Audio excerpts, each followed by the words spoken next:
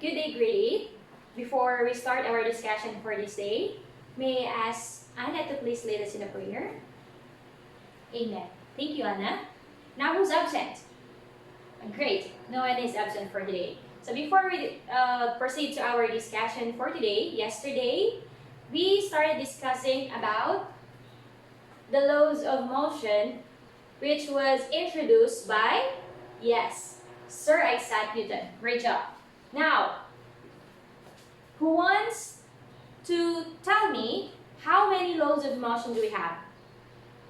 Yes, we have 3. Yesterday, we started discussing about the first law of motion, which is the law of, yes? Very good.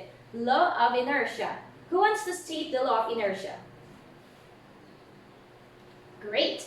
So, law of inertia states that a body is at rest or moving at a constant speed in a straight line, and it will remain at rest or keep moving in a straight line at constant speed unless it is acted upon by an unbalanced force. Okay, I hope you get what law of inertia means. Now let us proceed to our second law of motion. Okay, I have here 2 bottles of ink. The other one is almost empty. The other one is half full. Now, I am going to move or to push these 2 bottles in same amount of force. Now, the question will be, which bottle will come first? Okay, we'll go first. Okay, 3, 2, 1. Okay, again, that's an error. Let me try again. 1, 2, 3. Okay, so if we can see, we have here the bottle 1, which is the color blue, that is almost empty. And we have here the other one, which is half full. So the bottle 1, or the bottle with almost empty ink, comes first before the other one. So what does this apply? Okay, yes? Okay, very good. The one with the greater mass, or one that is heavier, comes lower than with the one which is lighter. Okay, so that is all about, yes, very good, law of acceleration, which is the second law of motion. Okay, who wants to state the second law of acceleration? Who read their assignment? Okay, very good. Law of acceleration states that the acceleration of an object depends on the mass of the object and the amount of force applied. If you are a keen observer, we have here 3 quantities. Okay? May 3 quantities po na naisali dito. Okay? Now, who wants to state or to cite or to enumerate the 3 quantities stated on this law? Okay, very good. We have the acceleration, then we have the mass, and of course, we have the force. So, for us to understand more about this law, we will be discussing the relationship between these quantities. The relationship between the acceleration and mass, the relationship between mass and the force. Okay, let's start.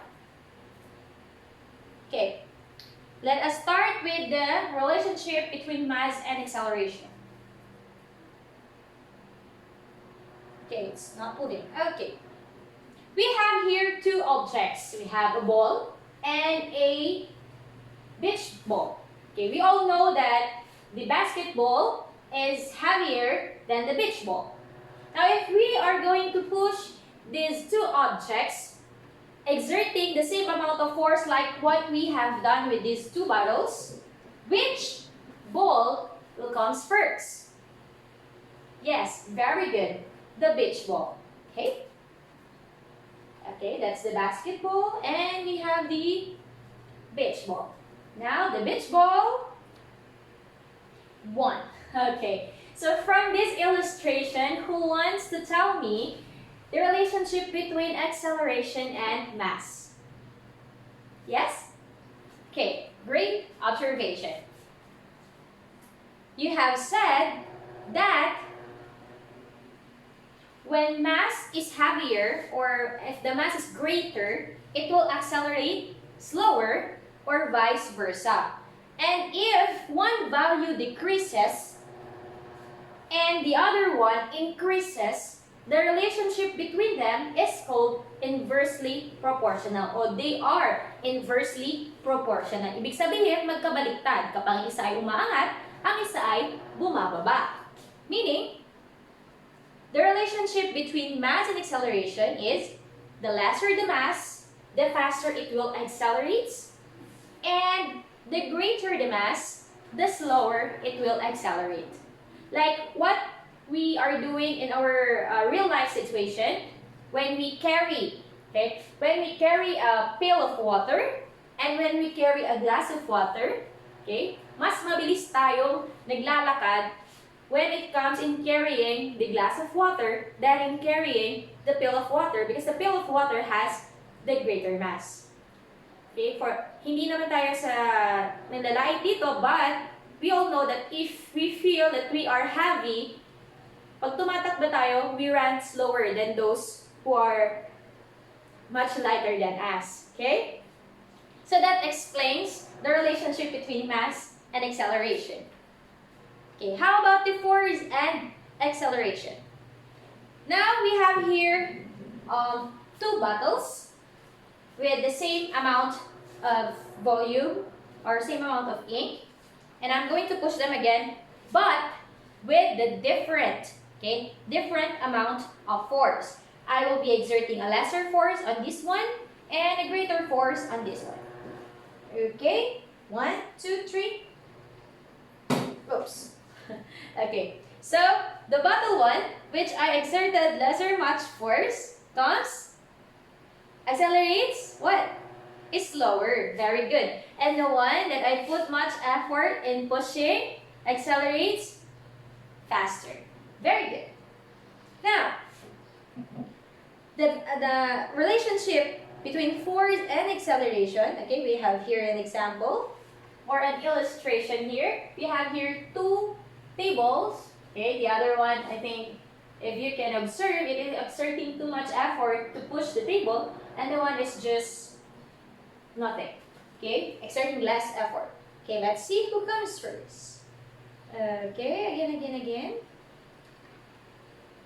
Okay.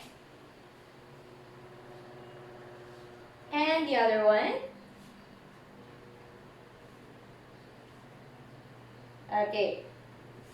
So the one that exerts too much effort, okay, accelerate first or comes first. Okay. Yeah, she won. Or he won. Okay. Now this explains the relationship between force and acceleration, and they are directly proportional. Meaning, when we say directly proportional, one value increases and the other one increases. So, kung isa ay aangat, ang isa rin ay aangat. At kung isa ay bababa, ang isa rin ay bababa. Now, the greater the force exerted, the faster it will accelerate.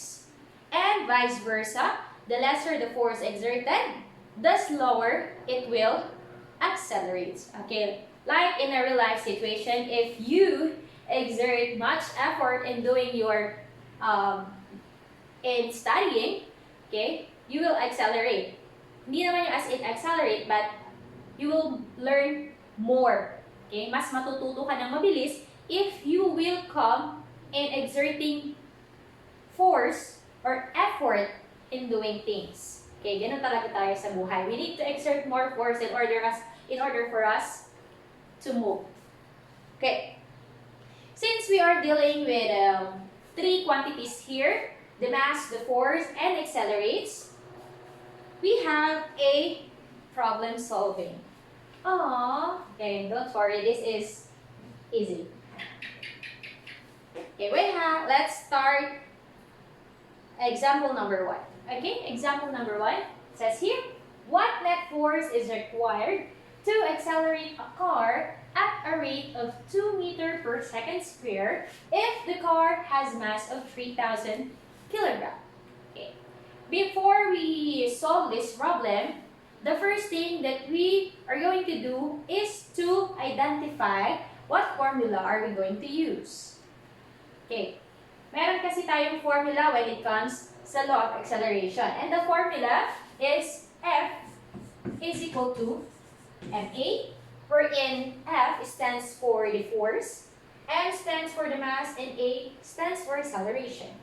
Okay. Again, the first thing that we are going to do now is to get the given on the problem. Okay, what are the given in the problem? Okay, we have, yes, very good. We have the acceleration, which is 2 meters per second square. And we have the mass, which is 3,000 kilograms. And the missing quantity is the, very good, the force. Okay, now by using the formula, let us substitute the given to the formula. We have now our solution. Okay, so F is equal to M. M is 3,000 kilograms. Multiplied by A, which is the acceleration, which is 2 meters per second square. Okay, let us just get the product of 3,000 and 2. So 3,000 multiplied by 2 is 6,000. Now, since it is force, what is the unit that we are going to use?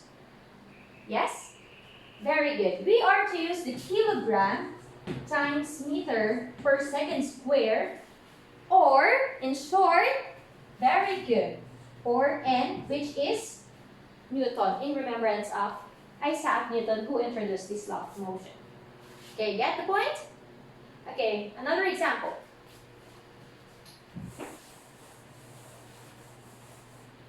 Another example. What is the mass of a falling rock if it produces a force of 147 Newton? Acceleration of gravity is equal to 9.8 meters per second square, which is the constant gravity. Okay, let us identify the given. The given are, yes, very good, the acceleration, 9.8 meters per second square. The other one? Yes, very good. The force. The force is 147 Newton. And the missing quantity is the mass. Okay, teacher, how are we going to use or how are we going to solve the problem? We don't have formula to solve mass. Okay, we will be deriving a formula in order for us to get this mass from the original formula, which is the F is equal to ma. How do we derive another formula? Let us just divide both sides by A to cancel A on this other side. So we have m is equal to Fa. This is now our formula. M is equal to F over A. Okay? Okay, get it? Okay, very good. Now let's solve the problem. Okay, M is equal to F over A. F is 147 Newton divided by 9.8 meter per second square. Okay, when we say over, we are going to divide it. So 147 Newton divided by 9.8 meter per second square is? Yes, very good. 15. Now, what is the unit? Yes, very good. It is kilogram. But how do we get it? Great job. So Newton, as we've said a while back, Newton is also kilogram times meter per second square. So we are to cancel meter per second square. So the unit that was left is kilogram. Okay, great job. Another example.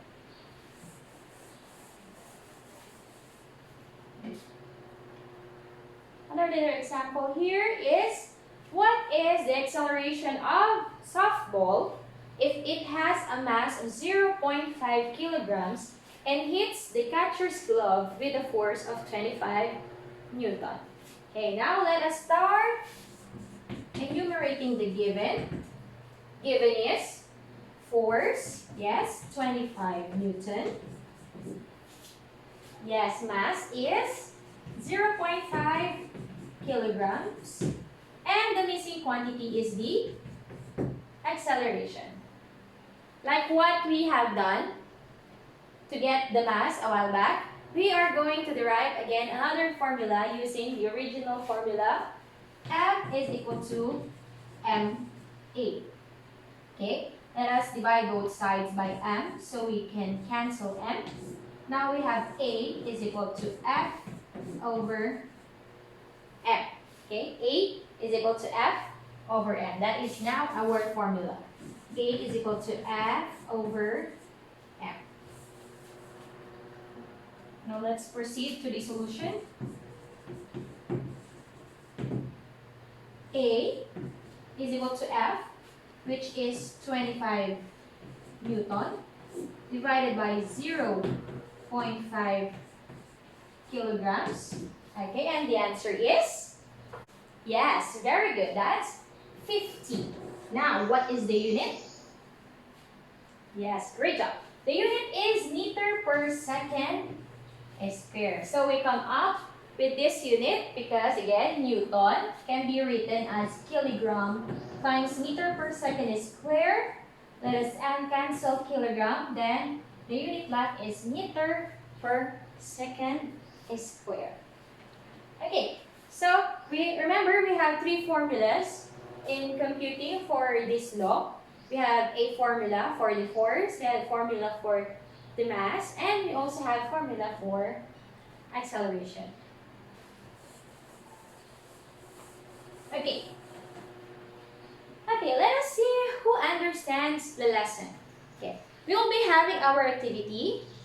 The first 5 students who get the answer correctly will get 5 points, and the next 5 students who will also get the correct answers correctly will get 3 points. So para tayong pabilisan dito. Okay, are you ready? You can use any sheet of paper. You can use at the back of your notebook or any paper you have right now. Okay? Wala pong tulakan later. Okay, let's start. Number 1. A 10-kilogram bowling ball would require what force to accelerate down an alleyway at a rate of 3 meter per second square? Okay? Timer starts now. Okay, very good, grade 8. Mukhang naintindihan niyo na ang lesson natin. Law of acceleration applies in our real life situation. Parang ganito. Ayan. See? Wala siyang kabuhay-buhay. Wala siyang ka-force-force. At meron naman tayong isa ring tao na that is very lively. Ayan, super effort. And the force na meron siya is nakakahawa. Okay, in life, kasi when we are carrying a burden, we walk slowly. Parang when the tendency is we walk slower on our journey. If we keep on carrying and carrying and carrying and carrying a lot of burden in our lives, we will accelerate slower. We will move slowly. Matagal tayo. Sobrang tagal na parang iniisip natin, wala na nangyayari. But, it says in Matthew 11:28-30, "Come to me, all who you are weary and burdened, and I will give you rest. Take my yoke upon and learn from me, for I am gentle and humble in heart, and you will find rest for your souls, for my yoke is easy and my burden is light." Because sometimes even we exert too much effort, we exert too much force in doing things, and we move fast. It's just we're doing it just pacing. Ginagawa lang natin yun kasi we need to do it. But if our burden, we leave it up to God, yung pag-move natin, even it is slow, even if it is fast, we have peace in our mind. Wala namang mabilis sa lahat ng bagay. Okay? We'll just take one step at a time. But you need to exert force, and of course, your burden, you leave it up to God. Okay? Very good. Now, for your sit work, this is individual, hindi na po ito paunahan. Okay? I'll be giving you 5 minutes to answer your sit work. And write it on a 1/4 sheet of paper. Okay, so sit work number 1. Okay, just read it with your eyes and answer it in your paper. Okay, write the given, the formula to be used, and the solution, and that's your final answer with the correct unit. Okay, done? Okay. Number 2. And number 3. Okay. I hope you have learned something new today about this law of acceleration, aside from knowing what formula you're going to use, aside from knowing the relationship between those 3 quantities. Okay, they are inversely, very good. Mass and acceleration are inversely proportional. Force and acceleration is directly proportional. And the formula, yes, the formula to get the force is equal to M multiplied by A. A is equal to F over M, and M is equal to F over A. Since we have 3 laws of motion, your assignment will be you memorize the 3rd law of motion, which is the law of interaction. Okay? Do you have any question? Okay, answer 4. If you didn't have any question, or if you have a question regarding your lesson and you are shy to tell it the class, you may approach me later, okay? So that's all for today, grade 8. I hope you've learned something new today. Have a great day. Thank you.